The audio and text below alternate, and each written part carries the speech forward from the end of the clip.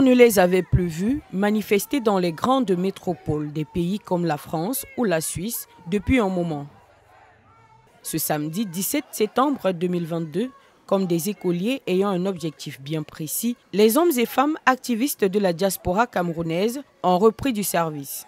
Ceux-là, qui se font appeler la diaspora combattante, ont nommé cet acte fort la marche de la rentrée des manifestations.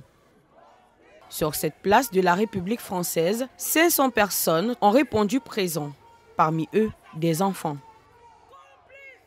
Drapeau en main, hymne national, chant de la résistance, leur combat reste le même. Exiger du pouvoir en place la libération des prisonniers politiques, l'arrêt du conflit dans les régions du nord-ouest et du sud-ouest et la révision du code électoral.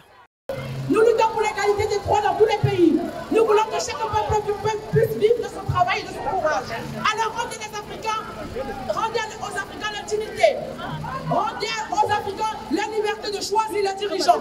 Nous ne voulons plus de ce système colonial qui est fait pour asservir tout ce peuple qui se lève un jour et nuit travaille pour rendre ses enfants fiers. Nous demandons la libération et nous exigeons que le système bien qui est maintenu par Emmanuel Macron et ses amis politiques, qu'il libère tous les prisonniers politiques. Et comme à l'accoutumée, la manifestation n'a pas manqué de prendre des allures politiques. Sur place, 3 personnalités sont citées.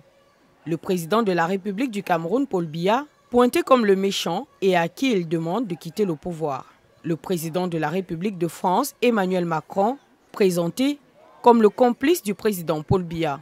Et le professeur Maurice Kamto, président du Mouvement pour la Renaissance du Cameroun, présenté ici comme le sauveur, le meilleur choix pour l'alternance. Après 5 heures de marche, sur une distance de 10 km, ces activistes qui ne comptent rien lâcher entendent tout mettre en œuvre cette année par le biais des manifestations pacifiques leur contribution pour un état de droit irréprochable au Cameroun.